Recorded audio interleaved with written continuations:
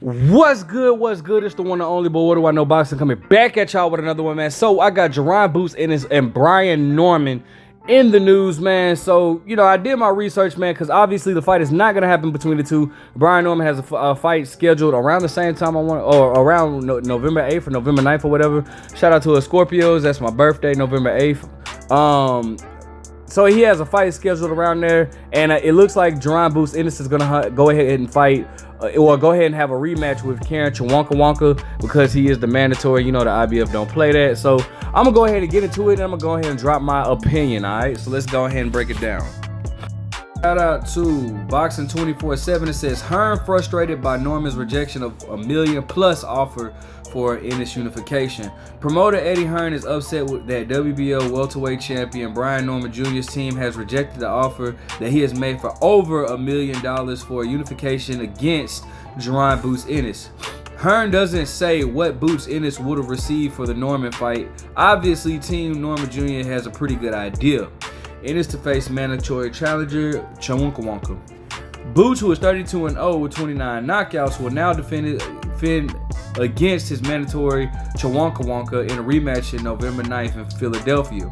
Briefly, Hearn floated the idea of Boots vacating his IBF title and swerved against his mandatory challenger, but then changed his tune, saying that they would likely take the fight.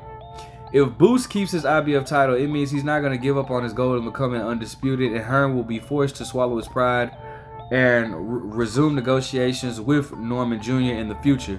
It would have had to wait till 2025 after Boots defend against Chawonka in a fight that could do poorly if sold on pay-per-view. They better not try to sell that fight on pay-per-view. I'm just being honest. Hearn argues that Norman, who is 26-0 with 20 knockouts, should have accepted the offer because he'll never make money like that. He assumes Norman Jr. won't become a star and make any money, and Hearn could be proven wrong. Norman isn't going to get beaten anytime soon, and he will be someone that casual fans quickly learn about because he's got an exciting style that's arguably more entertaining to watch than Boots. There's no comparison. That's teacher's own. If you watch Norman's last fight against Giovanni Santillan on May 18th and compared to Boots' last fights against David Avanesian and Roman Villa, Norman comes out on top. I don't know, man. That Norman Villa fight was really, really good. He's more entertaining to watch than Boots, which means he will become a star and deserve more money. That's not very true at all, because let people tell it.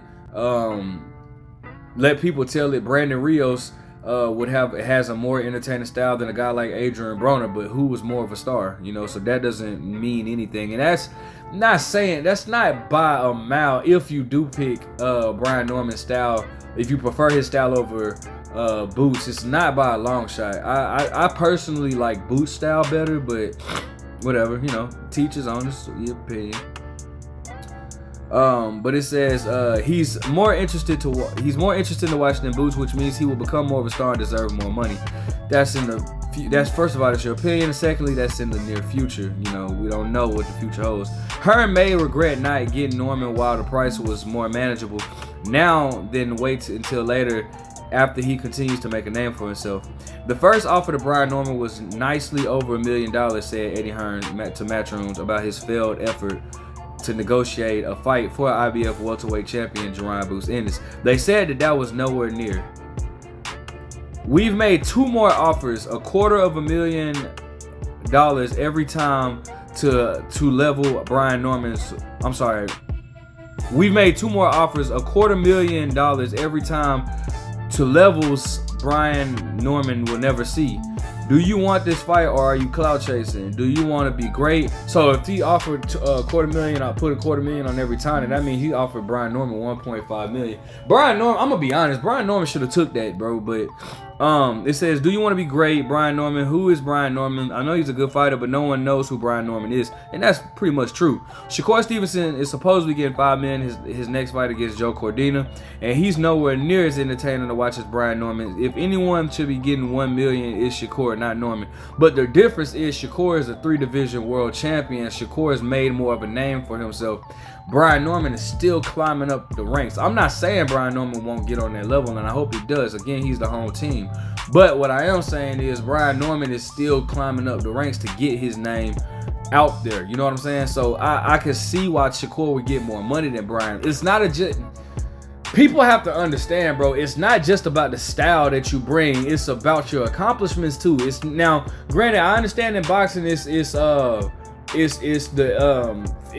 business first, legacy second. Yes, but neither, Brian Norman is not selling out arenas or anything like that yet. You know what I'm saying? And it's possible that he could in the future, but right now he's not. So his style wise it's not going to be enough to permit him to get over $1.5 million. Personally, I think that that's an offer that he really, really should have taken. Okay, but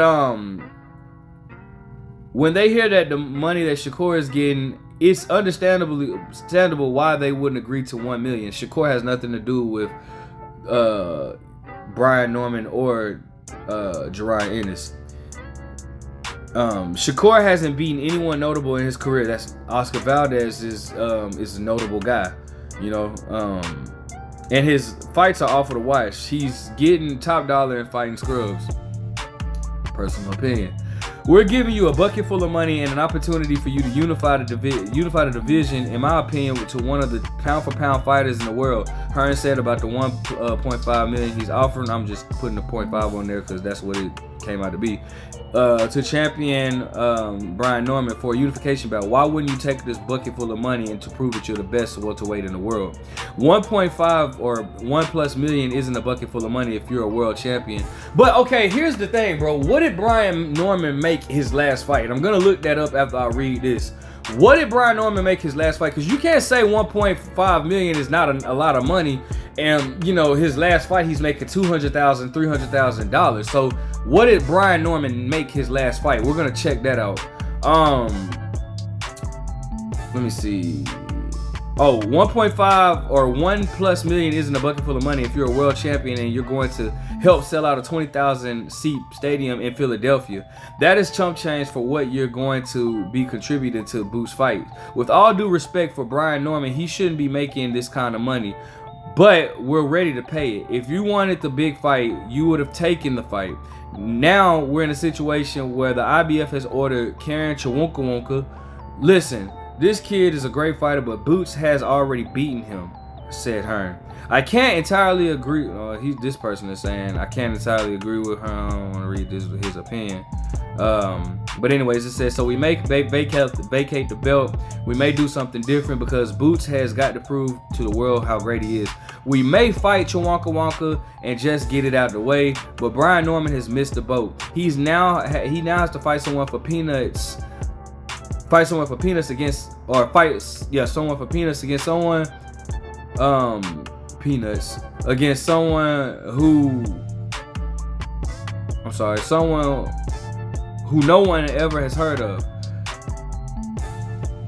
Boots is all right. Boots has earned a fortune, but Brian had the chance to prove himself as a superstar and drop the ball. Fighting Karen Chawunka could backfire on Boots because it wouldn't look good against him. His popularity could drop. I doubt it. Last year, Karen's made Boots look unskilled. That's not true. Like, what are these guys getting at with this? Karen made Boots look unskilled. Like, bro, Boots won like every round in that fight. How did he make him look unskilled? I mean, yeah, it's things that he got to work on, but it's things that every fighter got to work on. So what are you saying? So I just looked up Brian Norman's last fight against the undefeated cat that he fought, and he made around 250 million. I'm sorry, 200.